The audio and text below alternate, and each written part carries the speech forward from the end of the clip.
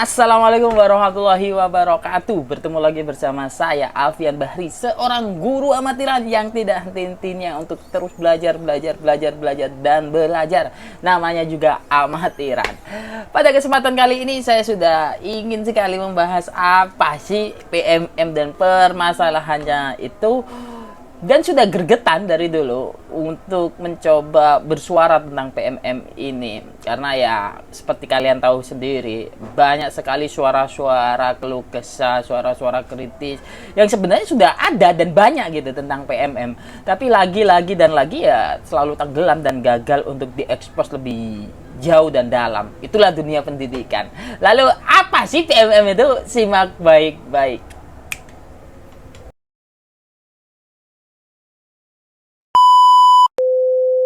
PMM, Platform Merdeka Mengajar, ya seperti yang kalian ketahui, dia sejenis aplikasi yang di dalamnya berisi seperti materi-materi pengajaran dari guru, dari kementerian, juga dari beberapa komunitas. Diharapkannya aplikasi tersebut mampu membuat guru itu belajar mandiri, mampu membuat guru itu berbagi sesama guru itu sendiri, mampu menginspirasi guru lain, menggerakkan guru lain dengan belajar dari ya apa yang ada di PMM. Gampangnya ya seperti kursus online lah kalau saya melihatnya. Kursus online ya begitu, itu dia beri pelatihan yang memang sudah direkam, langkah-langkah step by stepnya yang sudah direkam, lalu dipublish dengan harapan ya kalau kamu bingung ya silakan lihat kembali materi itu. Bingung di bagian mana ya lihat kembali materi di bagian yang dimaksud. Kurang lebih konsepnya seperti itu. Dan itu ya kalau kita pahami lebih dalam dan lebih tekun, ya sekali lagi mirip kursus online, dan itu banyak dan diadopsi oleh banyak komunitas atau banyak user atau banyak pengguna atau banyak orang yang memang menjalani bisnis kursus online ini. Dan pendidikan Indonesia memilih masuk dengan cara seperti itu. It's okay. Mungkin tujuannya saya melihat memang baik tujuannya. Banyak kok tujuan yang baik, tapi caranya salah, ya ini salah satunya. Tujuannya baik gitu, membuat seperti yang saya katakan tadi, menciptakan iklim agar guru itu belajar mandiri dan materi buat belajarnya itu tersedia dengan banyak dan jumlah yang variatif, bisa diakses kapanpun, dimanapun, dan fleksibel lah intinya. Tujuannya bagus, tapi ya ini teman-teman, seperti yang saya katakan, banyak orang yang tujuannya bagus, tapi cara aplikatifnya itu keblinger atau kebablasan. Akibatnya ya menjadi semburat juga. Seperti PMM ini, ya tujuannya bagus, caranya ketika implementasi ternyata banyak sekali persoalan, banyak sekali masalah, banyak sekali hal-hal yang justru lebih mengikat, justru lebih memaksa, justru lebih kayak mengontrol. Padahal tujuan awalnya kalau kita lihat dari latar belakangnya ya untuk menciptakan kesadaran itu sendiri.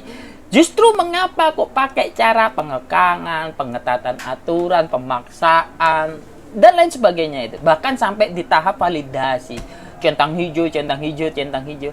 Jadi belajar itu menjadi kayak keterpaksaan pada akhirnya, bukan tentang kerelaan itu sendiri.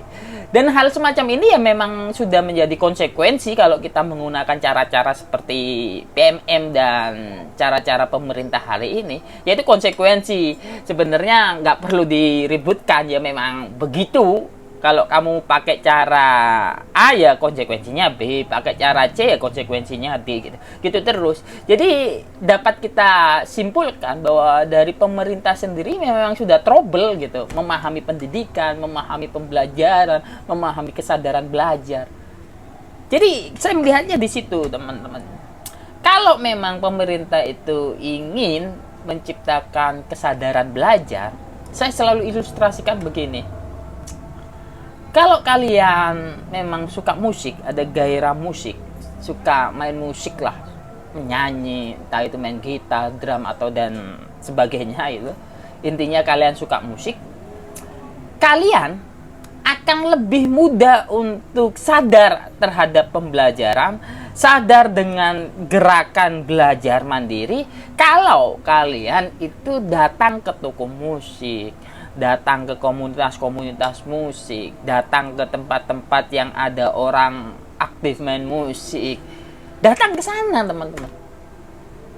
Mengapa perlu datang ke sana? Karena di sana jelas ada iklim atau suasana yang membuat kalian dengan sendirinya ingin belajar tentang musik. Jadi bukan harus disuruh, ayo kamu ke sini, kamu begini, nanti pakai ini, nanti pakai itu. Nggak perlu, itu tahap yang paling jauh nanti.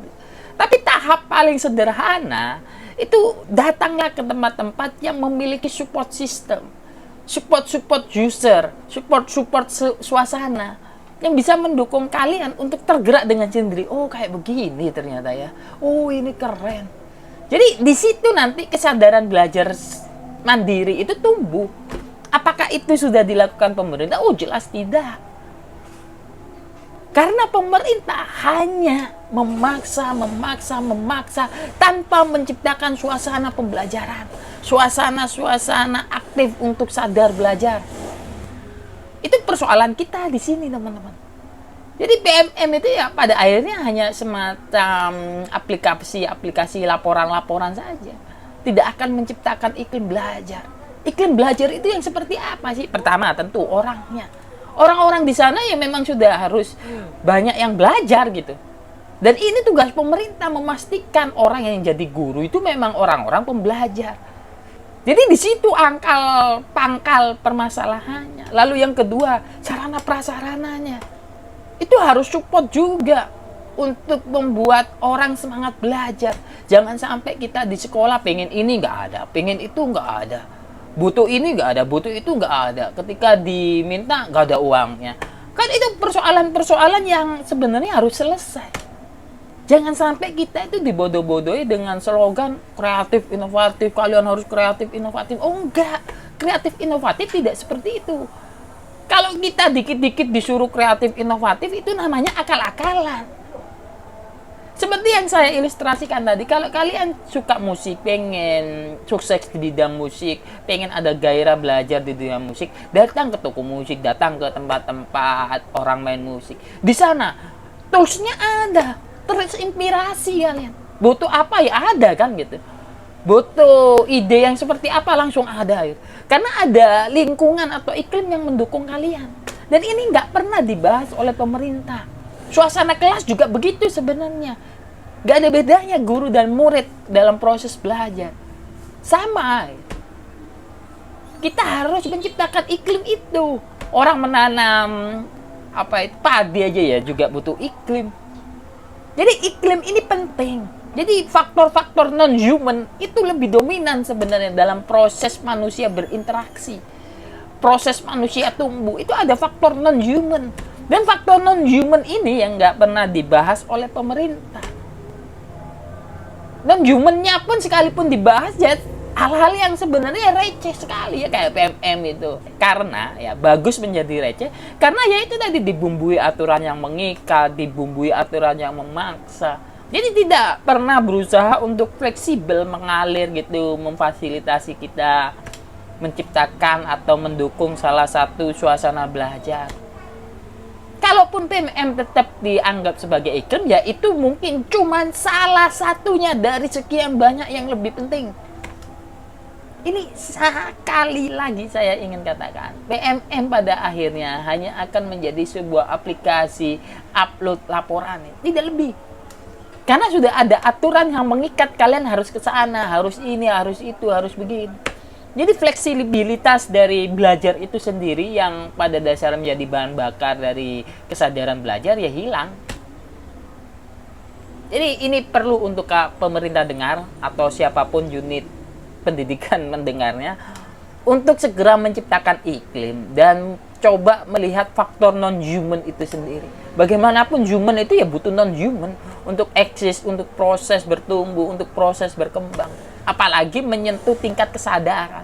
Jadi faktor non-human perlu untuk dilibatkan secara jauh. Seminimal-minimalnya yaitu sarana prasarana dan iklim di ruang guru. Terima kasih, saya Alfian Bahri. Semoga bisa sedikit memberi pencerahan tentang PMM dan persoalannya.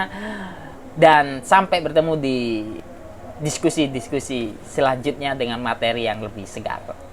Terima kasih.